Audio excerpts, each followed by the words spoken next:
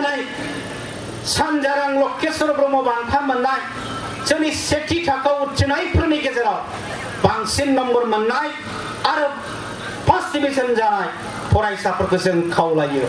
इन्जिनियारा मंगल ग्रहनिफ्राय फैनाय नङा, बर' डक्टरा बबेबा हाग्राबारिनिफ्राय फैनाय नङा, बर'नि प्रफेसारा बबेबा दैमा दैसानिफ्राय फैनाय नङा, बे लकेश्वर ब्रह्म बान्था मोननायनिफ्रायनो फैगोन, बे फार्स्ट डिभिजन जानायनिफ्रायनो फैगोन।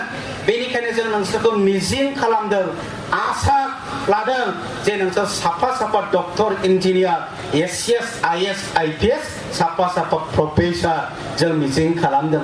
नाथाय कलेजा थगायसुला, कलेजा फोथाय खेबस', हायार सेकेन्डारिया फोथाय खेबस', जुनियर कलेजा फोथाय खेबस'। नों इउएन एकाडेमियाव फरायदोंमोन, नों जोंमायाव फरायदोंमोन, नों सिजौआव फरायदोंमोन, नों लावगाव फरायदोंमोन, बेवहाय फरायनाय समाव फोरोंगिरिफ्रा दाव दाव अनदोंमोन, हस्टेलावबो न'आवबो। आरो नोंसिनि बिमा बिफाया बुंदोंमोन नानि बाबु फराय फरेखाया बावला। कलेजाव हायार सेकेन्डारियाव थांनाय लोगो लोगो नानि होनग्रा रावबो गैला बेवहाय, बाबु होनग्रा गैला बेवहाय रावबो। नों फरायोबा फराय नोंनिनो, नों फरायाबा फराया नोंनिनो, पास जाबाबो नोंनिनो, फेल जाबाबो नोंनिनो, रोंबाबो नोंनिनो, रोङाबाबो नोंनिनो।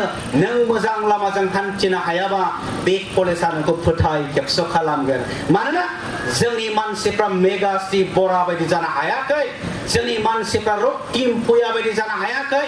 रक्तिम पुयाया थांनाय बोसोराव सोंजादों खौरांगिरिफोरनि सिगाङाव जे गोबां सेंग्राफोर दिनै कलेज फरायनाय लोगो लोगो बाइक नङाबा कलेजाव थांला, मबाइल लाग्रा जाबाय, दामि दामि मबाइल लाग्रा जाबाय, तुमी बाइक चलाइना नचलाइ होननानै सोंदों। होनबा रक्तिम पुया बुंदों सार मैं आजिলৈके बाइक चलानाय, तुमी बाइक तुमी मोबाइल लयना नलय होननानै सोंजादों। होनबा रक्तिमा बुंदों सार मैं आजिলৈके मोबाइल लवानाय। मेगाश्री बराया दिनै बाइक गैया, स्कुटि गैया, मटर साइकेल गैया, मबाइल गैया, दिनै IIT नि इन्जिनियार जानो ओंखारदों। दा बेबायदि थांखि लानानै थाङा, नोंनि कलेजा नोंखौनो फोथाय खेबस' खालामगोन। बेबायदि थांखि लानानै जुदि थाङा, नोंनि हायार सेकेन्डारिया नोंखौनो फोथाय खेबस' खालामगोन। बेबायदि थांखि लानानै जुदि थाङा, नोंनि साइन्स कलेजा नोंखौनो फोथाय खेबस' खालामगोन। बेनिखायनो बेयाव नानि बाबु होनग्रा रावबो गैला, बे नोंनि सायाव।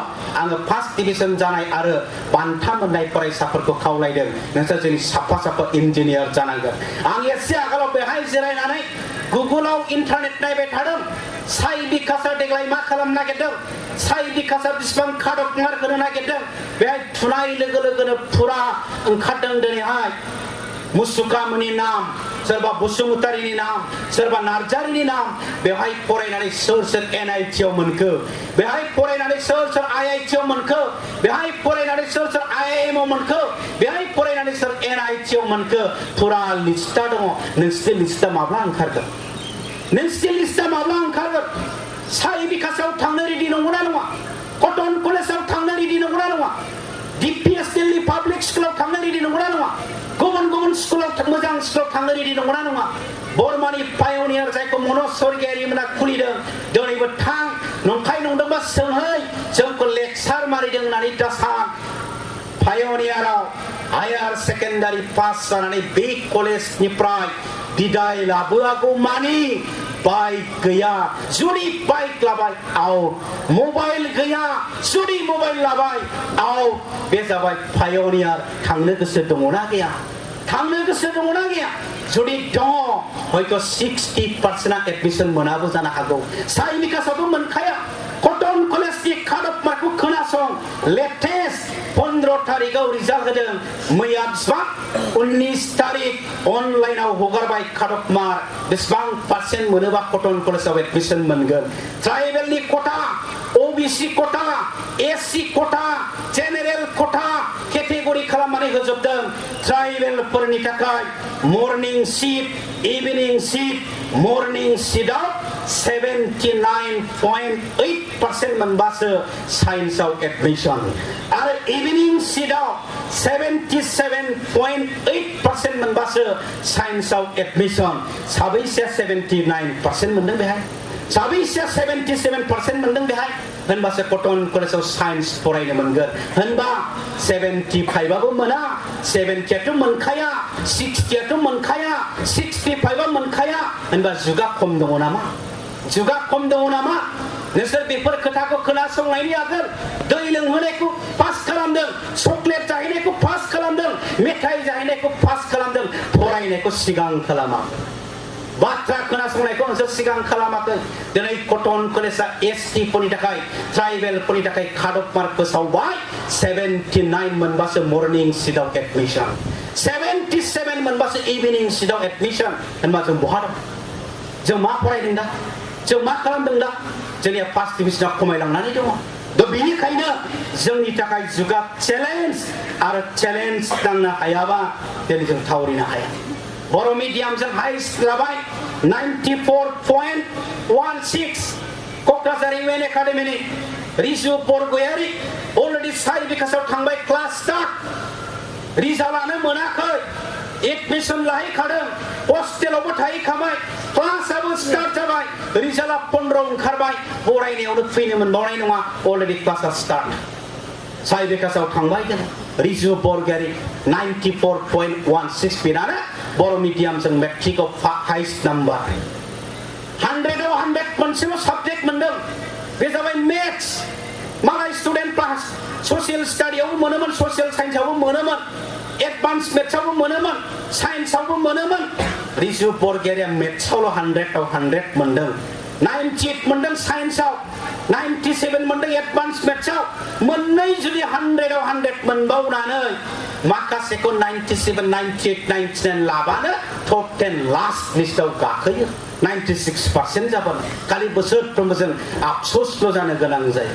एसेल' गोसो होबावनांगौ एसेल' गोसो होबावनांगौ होनबानो टप 10 आव गाखोयो दिनै रिजु बरगयारिया 94.16 आव थाबथाफिननो गोनां जाबावबाय दा बेनिखायनो फरायसा फंबाय बिनानावमोन जों बुंदों गुन गोनां सोलोंथाइ क्वालिटि इडुकेसन आं कटन कलेजनि काट अफ मार्कखौ बुंखाबाय जे जों मानो क्वालिटिनि बाथ्रा बुंबाय थादों जों मानो क्वालिटिनि बाथ्रा बुंदों जोंबो जागौमोन नोंसोर बायदि आईआईटिनि स्टुडेन्ट जोंबो जानो लुबैदोंमोन नोंसोर बायदि आईआईएमनि स्टुडेन्ट जोंबो जानो लुबैदोंमोन नोंसोर बायदि एनआईटिनि स्टुडेन्ट जोंनि समाव रावबो मटिभेसन होआखै जोंनि समाव रावबो बेबायदि एवारनेस लाबोआखै दिनै एवारनेस लाबोदों बयबो जाथियाव लेखा गोरों मानसि नांगौ दिनै नोंसोर खाफाल गोनां बे खाफालखौ मानो नस्थ' खालामनो नागिरदों बे खाफालखौ मानो नस्थ' खालामनो नागिरदों जोंखौ नोंसोरखौ बुंनाय बायदि जोंखौबो बर' थुनलाइ आफादा एबसुआ गोरों गोराफ्रा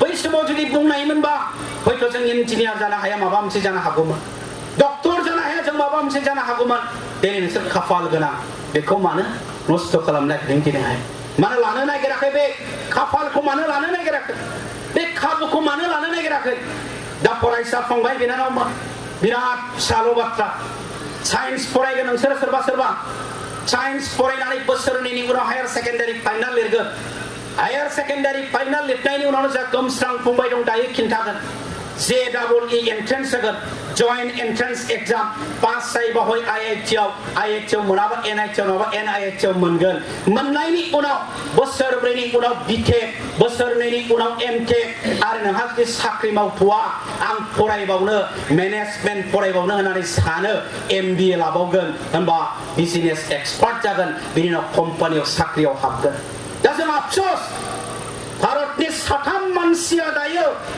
all worldनि बुहुमनि मोनथाम गिदिर कम्पानिनि चिफ एक्जिकिउटिभ अफिसार जानानै दं भारतनि 3 जेबो बाथ्रा नङा बेकग्राउन्डखौ बिसोरनि बाय'डाटाखौ जिउ खौरांखौ नाय साइन्स फरायनानै PUC पास जानानै हायार सेकेन्डारिखौ साइन्स पास जानानै मात्र आईआईटिआव थांदों इन्जिनियार जादों आरो सत्य नादेलाया महिपाल इनस्टिट्यूट अफ टेक्न'लजियाव फरायदों बिटेक जादों बिनि उनाव MBA जादों सत्य नादेलाया माइक्रसफ्टनि चिफ एक्जिकिउटिभ अफिसार सासे इन्जिनियार आरो गुगलनि चिफ एक्जिकिउटिभ अफिसार माने सुन्दर पिचाई सासे कम्पिउटार इन्जिनियार इन्द्राणी चेन्नाईनि सासे आइजो MBA IIMनि MBA केलकाता इन्स्टिट्यूट अफ मेनेजमेन्टनिफ्राय MBA बिथाङा पेप्सि कम्पानिनि चिफ एक्जिकिउटिभ अफिसार बेथना बेसेबां जानो लुबैयो ना लुबैया जानो गोसो दङ ना गैया फंबायमोन बिनानावमोन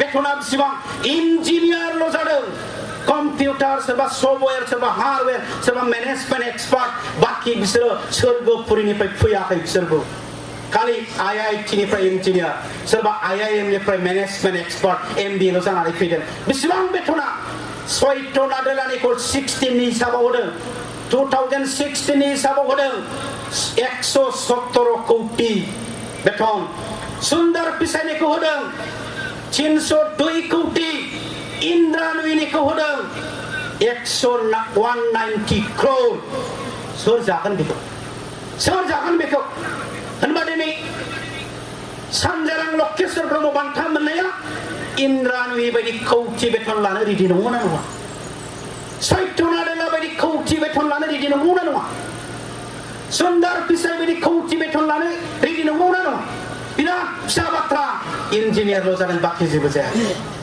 दिनै बिसोर बानायनाय मबाइलावनो जों रायलायगासिनो दं दिनै बिसोर बानायनाय सफ्टवेयर जों बिजोंनो रायलायगासिनो दं गुगोलाव जोङो खौरां बुथुमगासिनो दङ दिनै बेयाव थांनो रेडि नंगौना नङा बेखायनो फंबायमोन बिनानावमोन जों खावलायगोन नोंसोर रेडि जा